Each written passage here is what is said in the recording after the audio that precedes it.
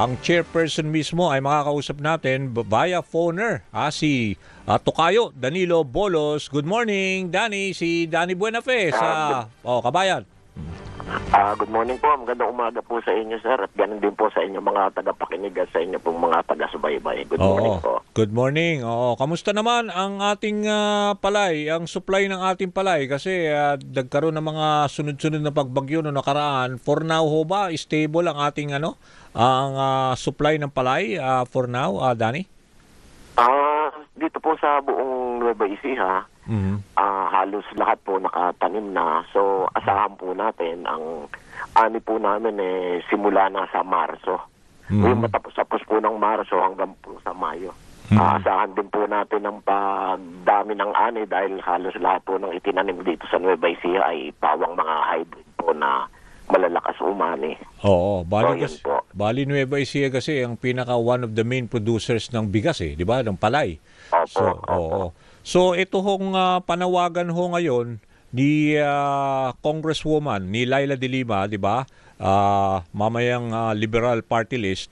Sabi niya nananawagan siyang pag-aralan mabuti itong Republic Act, di ba? 11203 o yung rice tarification law, napaka-controversial. Dapat daw nakakatulong ito para papababa pero it has failed to achieve its goal. Ano ba ang pananaw niyo rito? Yan din po yung inaasahan namin mulat sa pool. Panawagan na din po namin yan. Na amyendahan po sana yung RA 11203. At yan po kasi yung sadyang nagpahirap sa amin simula nung maipasa yan ng 2019. February 14. Nung pong ipasa at pirmahan ng ating Pangulo nung nakaraan.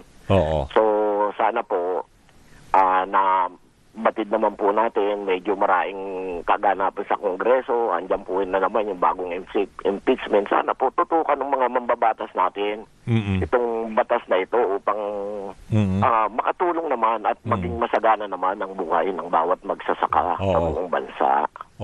Bali, Danny, para lang doon sa kalaman nung gusto lang maintindihan masyado ng iba rin natin mga sektor.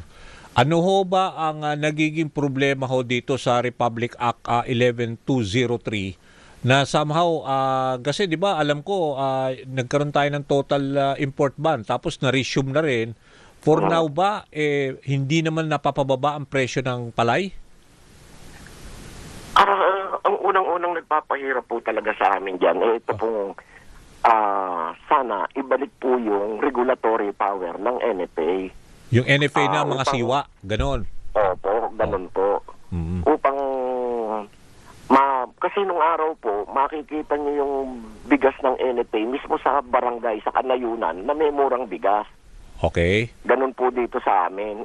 Kahit kami ng bigas o palay, producer, marami pong murang bigas sa barangay na nanggagaling po sa NFA. Ngayon po yung sinasabi nilang importasyon, magiging kahit po private na yung nag-i-import, basta't limitado lang po. Yung sapat-sapat lang po sa pangangailangan at kakulangan ng inaani po natin. Yun lang po yung aming panawagan. At yun naman po yung ginaganap na ngayon ng ating pong pamahalaan. Sa pamagitan po ng ating kalihim, nakadalo rin po kasi ako na isang pulong nung nakaraang linggo. Yun nga po, ang sabi po ng ating mahal na kalihim na hindi niya po isasakripisyo ang 2.5 million na magsasaka para lang sa importasyon, mabigyan lang ng maluwag na importasyon ng ating po mga importer. Dahil ang kulang lang naman po natin konting bigas lang naman po talaga yung kulang natin upang masapat sa konsumo ng ating bansa. So ibig sabihin, ilan ba yung mga natin, rice farmers? May bilang ka, Danny? Ilan? Yung po yung sa 2.5 million? PSA, almost 2.5 million po. Okay. PSA record po kasi yan yung binabasihan natin Okay, so ilan ang ating let's say kaba ng bigas ang ating ko-consume sa buong bansa? Let's say on a monthly basis. Basta sa sa talaan din po galing, maliit na porsyento lang po yung kakulangan Kasi Okay. almost na-attain na po natin nung mga 2019 halos makamit na po natin yung kakulangan eh. Let's say, nasa 92 o 94% po na yung laki na pala. natin. So, kaya nga. Almost 6 to 7% lang yata yung kulang that time eh. So, nung maipasa naman po yung itong biglang 11. parang nanghinawa naman po yung mga magsasaka nating magtanim dahil nga po dumami naman ang supply. Opo, madami supply, tsaka mura po yung palay. Halos lumipat po nung mga crops, high value crop, tinigil sa palay. Kung ano na yung mga tinanim. So, lumiit po yung So, eto na po, bumabalik na naman po tayo sa ganon. Halos ganado na nga po yung magsasaka natin. Halos makamit na uli natin. Actually, nung 2025, kahit po ganon ang presyo ng palay, halos dumikit na din po tayo sa kakulangan. Halos mag 100% na rin po tayo sa natin yung sufficiency ng palay eh. Hindi, kasi yung pangamba nga dito, ibig sabihin, kung let's say, i-lift na natin to nung Republic Act na 11203, baka kasi biglang mag-spiral, tumaas yung presyo ng bigas. Ibig sabihin, masusustain natin yung supply, pero yung presyo baka tumaas. Hindi kaya ganon? May bantang ganon? Risk? Hindi naman po siguro ganon kasi ang pagtaas po ng bigas, hindi naman po sa mga magsasaka eh. Batid naman po natin yan sa mga trader talaga tsaka sa mga retailer lang eh. Yung palay nga po namin, kahit na nabibili nila ng 8 hanggang 12, ang bigas naman nasa 40 hanggang 50 pa rin po eh. So, andyan na po yung diferensya sa taas, hindi na po sa amin eh. Nagiging mahal lang po yung palay kapag konti na yung inaani, yung halos patapos na po. Pero pagka yung pong kasagsagan po ng halos talagang mura naman po yung palay natin. Pero 'di ba nung nakaraan, 'di ba inimpose na nga nila yung yung ban diyan sa diyan sa importation ng palay na halos tumagal din yun 'di ba?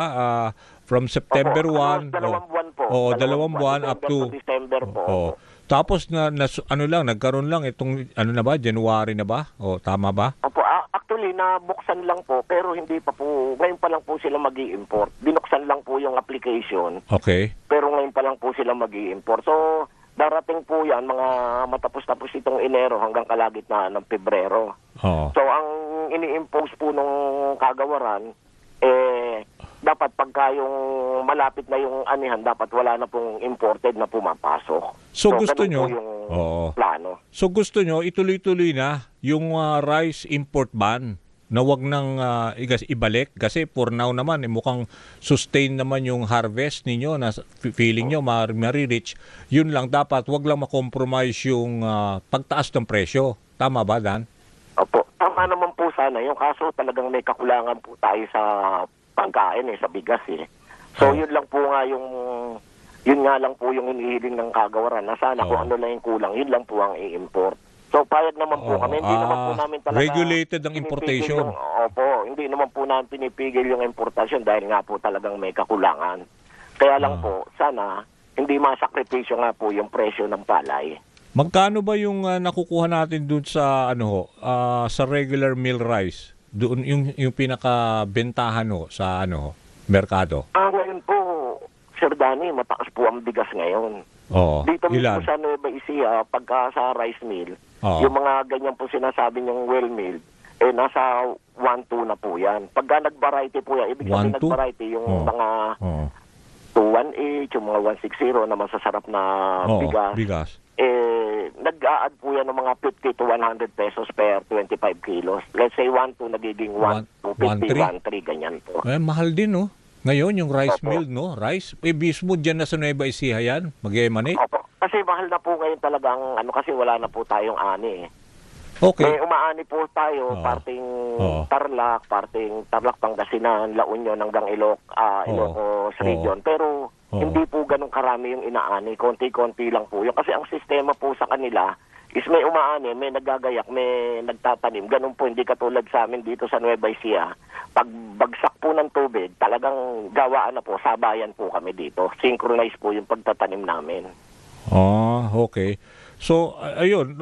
So, ibig sabihin, kung 1-2, 1-3 mula dyan sa Nueva Ecija, Ang bagsak na dito sa, let's say, local market, kaya pala mga 1.5, 1.6 na. Di ba ang pinapasa ng mga middleman? Yung variety lang po yan, pero kung yung may mga rumble, mga mura lang po yan. Mga 1,000, 1,100. Ganyan.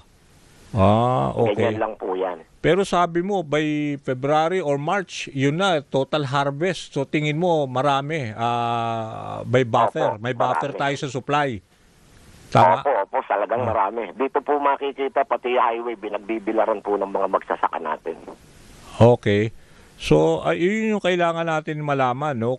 Ang alam nyo ba, magre-resume na yung importation uli, less than 4 million daw metric tons this year. Tama lang ho ba yung ganyang kalaki na i-import natin? Opo, konti lang po yun. So okay lang yun? Manageable yan? Oo. Opo, kayang-kaya po nating labanan ng local natin yan. Kayang takpan po yan. Okay. Dahil itong ani lang po natin itong Tagaro, sinisiguro po namin ito, aabot po ito hanggang November. Yung stock natin pagka po umani tayo dito sa Nueva Ecija. Saan ba pinakamarami ang kinukuha nating na imported rice? Saan lugar? Dyan po sa Metro Manila lang po galing yun, sa Port of Manila lang po. Yun ba? Kasi 17 ports daw Oo. Vietnam, yung sa abroad talaga. Yun yung talagang mura ang kuha nila. Opo, Vietnam, Thailand po at saka Cambodia. Okay.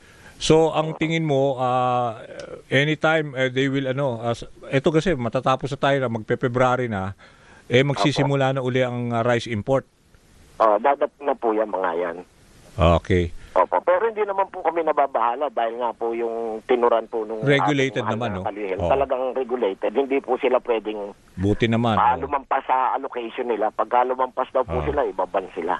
Ano ba ang reading mo dito sa rice tarification law? Meron bang receptive ka ba na ito ay will be passed ito sa 20th Congress? Marami ba ang nagsusupport?